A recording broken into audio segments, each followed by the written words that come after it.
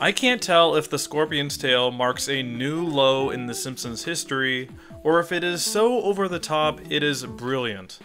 It's probably the first thing. But either way, it is one of the few episodes that makes my jaw drop every single time I watch it. Before we get to the main event, however, let's go over the more typical stuff in the first two acts. It's actually weird describing how remarkable this episode is, just because of how unremarkable the first act is.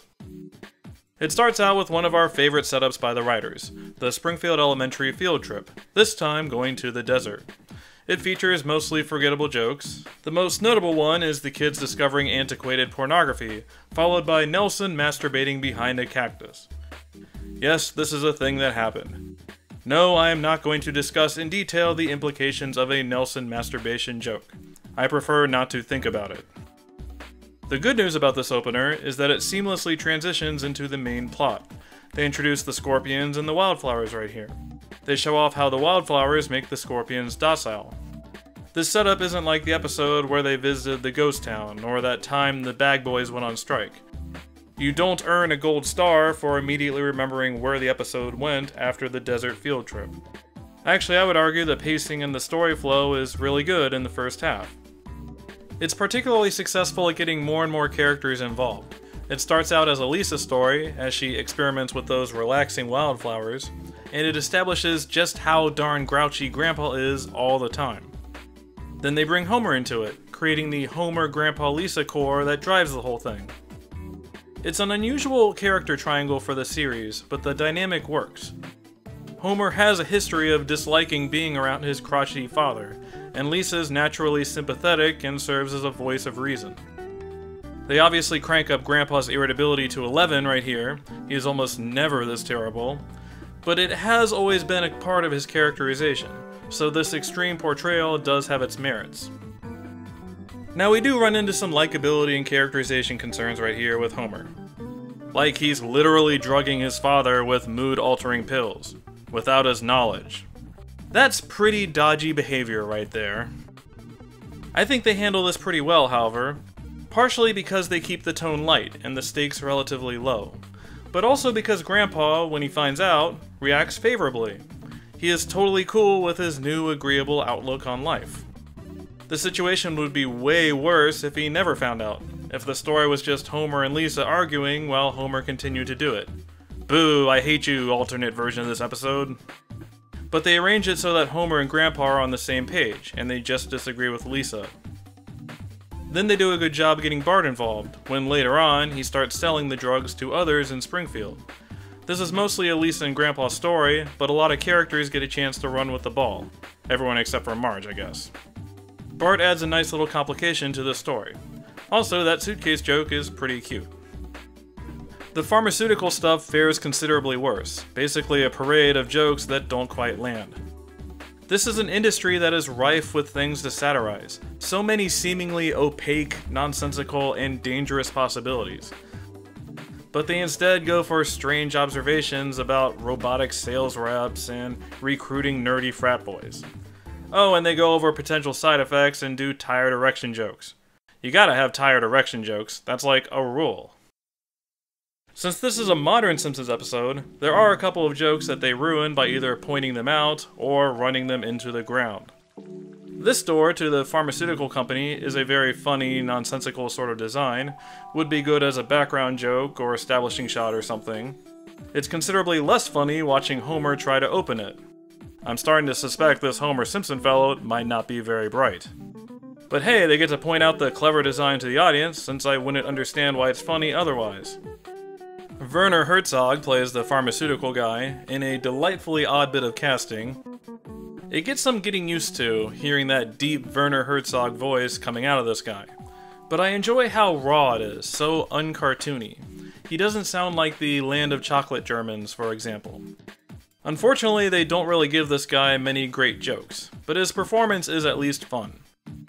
They do get weirdly obsessed with this thing about him being the real-life Augustus Gloop. It's kind of a fun joke in how it makes so little sense. Not an amazing joke, it's fine.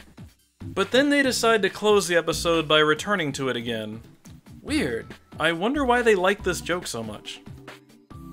At one point in the episode, they develop pills out of the wildflowers and send it off for clinical trials. But then he gives one bottle of pills to Grandpa for his usage only. It's honestly really dumb how this goes down. They had a golden opportunity to make an observation about an unscrupulous company that doesn't test properly. They're just here to make money, the ethics don't really matter. But they don't really position it that way. Instead, it just comes off as this guy being stupid because the plot desperately needs pills. But enough about plot logic, we've gotta talk about eyeballs. So far, we've had Nelson masturbating, Homer drugging Grandpa, and Werner Herzog in general. Yet somehow these are the less bizarre aspects of this episode. We now have to talk about the mysterious side effect of the drug. So when this episode first aired, and those eyeballs suddenly popped out of Grandpa's eye sockets, I gasped. When I rewatched it for this review, knowing it was coming, I still gasped. It is so shocking when it happens. It's like, what am I looking at? This isn't a Treehouse of Horror episode. They actually went for this. I honestly don't know if I should be lauding them for going for it, for planting their flag in the ground and being this over the top, or if this is in the Jockey Elves tier of breaking the show. At least with the Jockey Elves, they were kind of this isolated side thing that only Homer experienced. Oh no, now I've given credit to the Jockey Elves episode. That is a bad sign. I do kind of enjoy it in the meta sense, that springtime for Hitler kind of sense. You know, where it is so over-the-top horrible and shocking that you laugh at what everything has become. Like, this is the panda rape, right? The writers are just looking for a reaction from the audience. Mission accomplished. You think about poor Matt Groening, who so doggedly tried to inject some realism into the series. That crazy stuff can happen, like Homer falling into the Springfield Gorge, but that Groening insisted that ramifications exist in some kind of reality, that Homer would get severely injured by something like this. The really crazy stuff, like Leonard Nimoy teleporting away, are just one-off jokes, just goofy side things that aren't important to the rules of the world. It's kind of an awkward balance, this cartoony realism.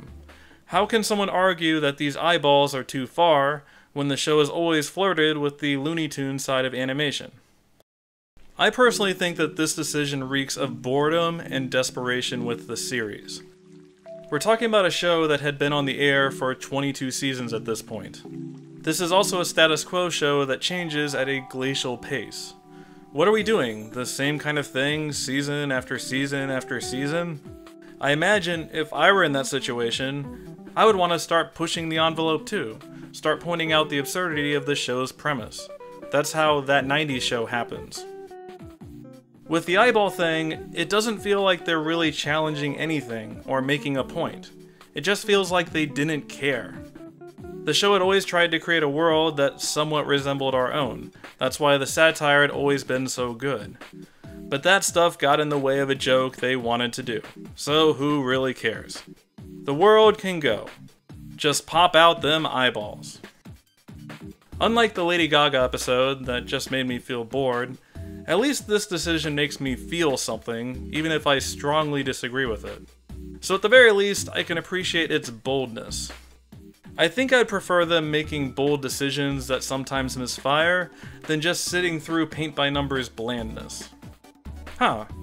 I think I need to write a kindly worded letter to Mr. Mike Scully right now. Or maybe I don't. I'm kind of confused. Anyway, the episode ends with the elderly folks deciding they don't mind the eyeball popping stuff just because they're so darn chill. But then Grandpa changes all their minds because Homer plays up how useless the baby boomer generation actually is, and that crankiness is needed. This shift happens extremely quickly and is extremely unconvincing. But at this point, I'm just glad to get out of here without killing off a character. Also, as a spoiled, entitled millennial, I approve of any jokes towards spoiled, entitled baby boomers. Sorry, Dad. I don't think I'd call The Scorpion's Tale one of the worst episodes ever. Like, I really don't care for that eyeball popping decision, but the rest of it is comfortably mediocre enough to get an overall meh rating. I would, however, say that it is one of my least respected episodes. It's one that undermines any potential point it might make by going for the cheap shock factor. I would say that it's definitely worth watching if you've never seen it before, not only for that shock factor, but as a good point of discussion. We definitely should put it in that big book of notable Simpsons episodes. We can't discuss the rules of the series without having episodes that stretch those rules, so maybe the diplomatic way to look at it is that it is all a necessary evil. But I say screw diplomacy, it still sucks.